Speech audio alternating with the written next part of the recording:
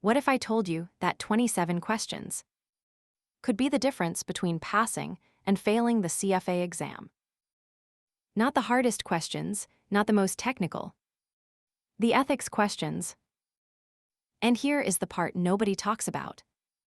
They can fail you even when your total score says you passed. CFA Institute calls it the ethics adjustment. Here is the official quote from their own PDF. For candidates who may be on the edge of passing or failing, the ethics adjustment may move the overall score to one side of the minimum passing score or the other. Read that again. One side or the other. That means it moves scores up and it moves scores down. Every other prep course only tells you half of this. Here is how the scoring system actually works. Step 1, you sit the exam, 180 questions across 2 sessions. Step 2, your answers are machine graded. Step 3, your raw score is converted to a scale score. Level I uses a scale from 1,000 to 1,900. The minimum passing score is 1,600. Step 4, and this is the one candidates miss. If your scale score lands close to 1,600, the ethics adjustment is applied. Strong ethics near the line, you cross to 1,601. Weak ethics near the line, you drop to 1,599. Now let's look at the 4 candidate situations. This 2x2 framework is missing from every competitor course. Situation 1, you're well above MPS with strong ethics. Safe pass, adjustment irrelevant. Situation 2, you're just above MPS with weak ethics. This is the trapdoor. You scored above the line, but ethics pulls you back below it. Situation 3, you're just below MPS with strong ethics. This is the lifeline. Ethics saves you and pushes you over. Situation 4, you're well below MPS with weak ethics. Clear fail, no adjustment changes this. So what does this mean for your study plan? Ethics is worth 15 to 20% of the exam. That is 27 to 36 questions out of 180. But its impact is disproportionate to its weight. A borderline candidate who aces ethics passes. A borderline candidate who bombs ethics fails, even with a passing total score. Here is the strategy. Spend at least 20% of your total study time on ethics. Not because it is hard to understand. Because it is specifically designed to trap you with questions that feel intuitive, but are wrong. Time to test your understanding. A CFA candidate's total score lands just below the minimum passing score. Her ethics performance was in the bottom quartile. What happens? Option A, she passes. The ethics adjustment always helps borderline candidates. Option B, she fails, but her ethics score is irrelevant since she's already below MPS. Option C, she fails, and her weak ethics eliminates any chance of an upward adjustment. Think carefully, the answer might surprise you. Standard IB, independence and objectivity. A portfolio manager is offered box seats to a major sporting event by a client valued at $300. He accepts. Has he violated Standard IB? Option A, yes, Standard IB requires rejecting all gifts from clients without exception. Option B, no, if the gift does not reasonably compromise his independence and objectivity, it is permissible. Option C, yes, only cash gifts are permissible under Standard IB. The exam is designed to make Option A feel right. It is not. Material non-public information. An analyst receives a tip from a corporate insider during a private meeting.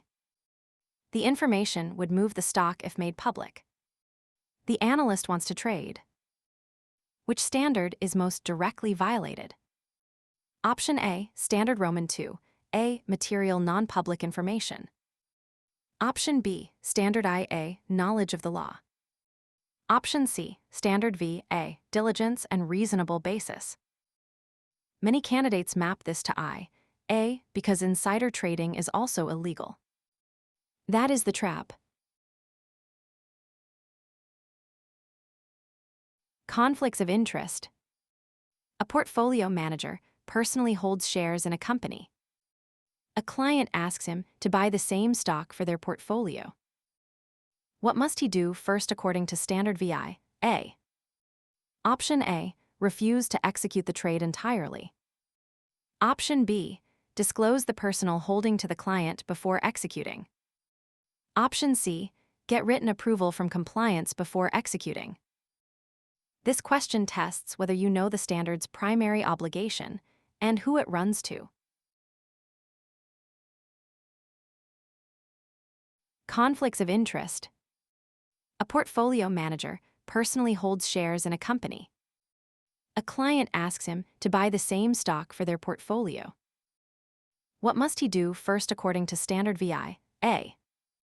Option A, refuse to execute the trade entirely.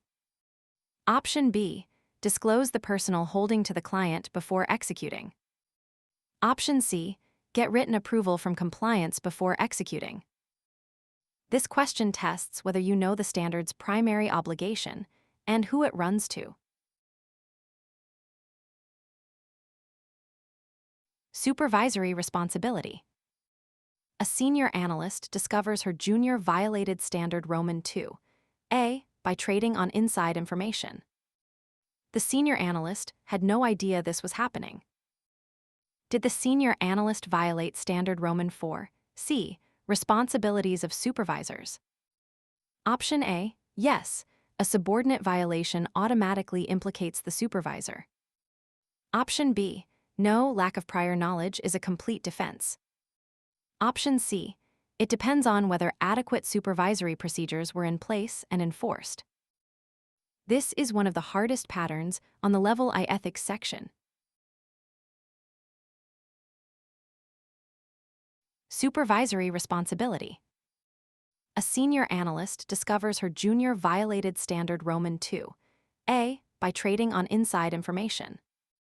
The senior analyst had no idea this was happening. Did the senior analyst violate Standard Roman IV? Responsibilities of supervisors.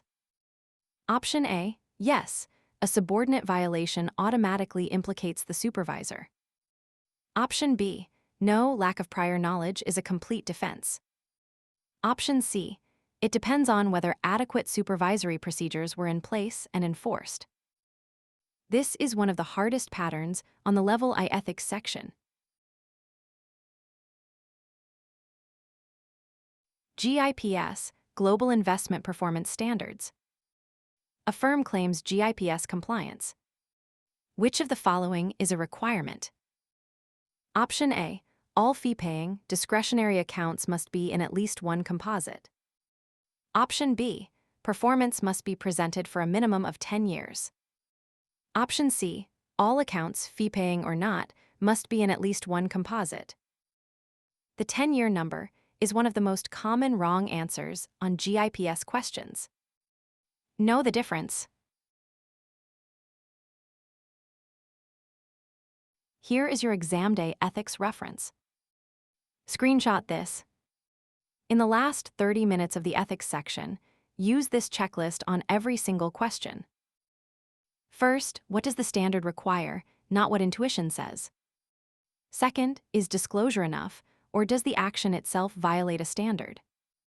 Third, when two standards apply, pick the most directly relevant one. Fourth, for supervisor questions, ask whether procedures existed and were enforced.